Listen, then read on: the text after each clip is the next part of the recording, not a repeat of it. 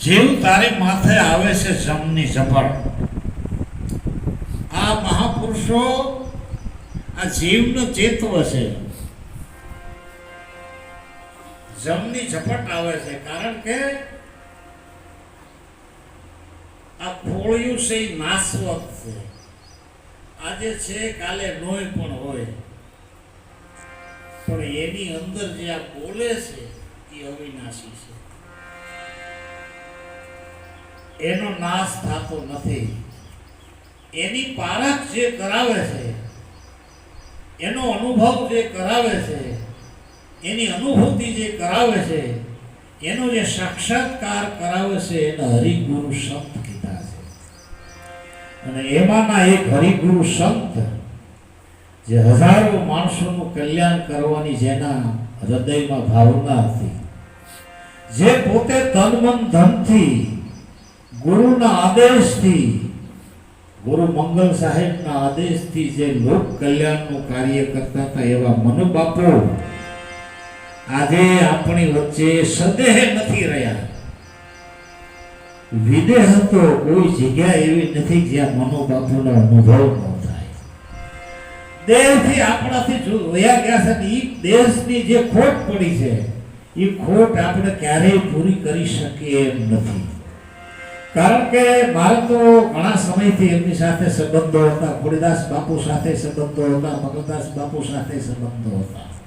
એને જે ક્રાંતિની જ્યોત જગાવી છે, એને જે ક્રાંતિ લઈ આવ્યા છે, આ સમાજ, માનવ સમાજ હજારો વર્ષોથી અડધૂત થતો હતો, હજારો વર્ષોથી સત્યથી વંચિત હતો, હજારો વર્ષોથી જે એનું શોષણ થતું હતું, એમાંથી મુક્તિ અપાવવાનું કામ તન મન ધનના ભોગે એણે આ જીવને જગાડવાનું કામ કર્યું છે.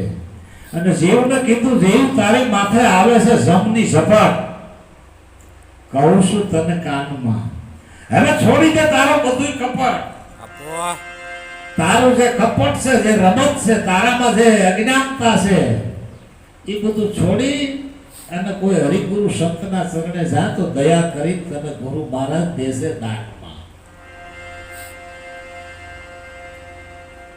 ગપ વિના ગપ્પા મારે ઈ તને નહીં તારે. કેમ નહીં તારે? કે એની પાસે તારવાનું સાધન નથી.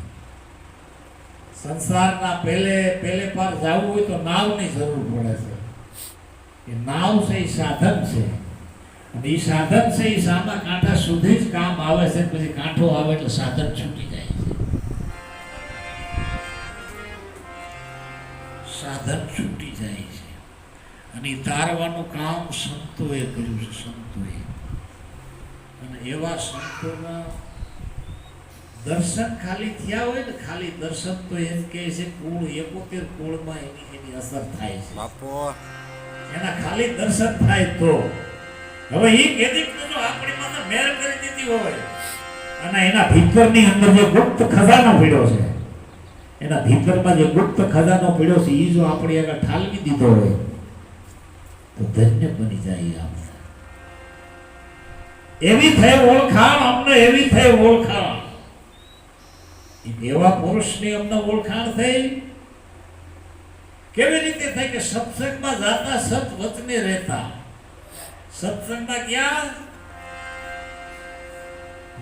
મહાન પુરુષોએ સત વચનની વાત કરી અને વચને અમે ઠેરાઈ ગયા. વચને અમે ઠેરાઈ ગયા. સત વચને જાતા, સત્સંગમાં જાતા, સત વચને રહેતા, નિર્ખ્યા પદ નિર્વાણ. જન્મ મરણનો મારો રોગ મટી ગયો, મને હાવ થઈ ગયું હોવા. નહીં મરે, નહીં મરે, નહીં મરે. જેને સદગુરુના ચરણ સેવાય નર નહીં મરે. આપણો બાપ મંગળદાસ રહી ગયા છે. નહીં મરે, નહીં મરે, નહીં મરે. સદગુરુ મળ્યા સહેજમાં સતનામ સુનાયો, 84 નો રાહ ચૂકાવી, અખંડ ધામ ઓળખાયો, પાંથ હતાઈ થઈ કરી નાખ્યા મારા બધાય પૂરા. નવતા નામ મિટાયો, પ્રથમ દિશા આવી દિલ ભીતર તારે ગુરુ આ એકમાં અનેક સમાયો. સાયો જે મેને વહે નામ રતન ઘન પાયો. બાપુ તને નહીં તારે કેમ કે એ વાતુના એકલા ફડાકા જ મારે છે અહમ ભરે ને અંગમાં. મહાપુરુષો કહે છે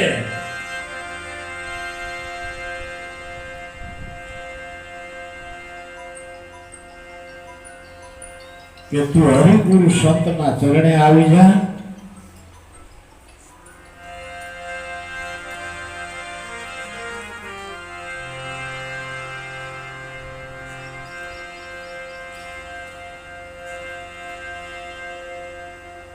હરિગુરુ સંતના ચરણે આવી જા એટલે તારું કલ્યાણ થઈ જાય. તારે બીજું કાંઈ કરવાનું નથી, માત્ર ને માત્ર તારે સદગુરુના ચરણે જવાની જરૂર છે. એવું છે પરમ સત્ય પામવા માટેનું કોઈ માણસ પાણીનું પરબ બાંધે, કોઈ દવાનું પરબ બાંધે, કોઈ દુખી પૈસા ન હોય દવા માટે જાય ત્યાંથી દવા મળે, કોઈ કાંઈ પરબ બાંધે, કોઈ કાંઈ પરબ બાંધે. અહીંયા જામવાળી નંબર 1 માં ખોડીદાસ બાપુએ અને મનોહર બાપુએ અમર પદને પામી જાય એટલા માટે એને અમૃત જળનો પરબ બાંધ્યો છે. જો અહીંયા આવીને કોઈ એનું ચરણામત લઈ લે તો એ અમર બની જાય, એવું જે પરબ બાંધ્યું છે એને. એમાં તારું કાંઈ થશે અને ખરી વસ્તુ છે તારી પાસે. જાપ જપવામાં જિંદગી તારી જાશે. સત્ય વસ્તુ આપણી પાસે છે, જાપ જપવામાં જિંદગી તારી જાશે. ધડા વિનાના ધ્યાનમાં જીવ તારી માથે છે, જપની ઝપટ કહું છું તને કાનમાં. છોડી જા હવે તારું બધું કપટ કે દયા કરી મારો ગુરુ તને દેશે દાનમાં.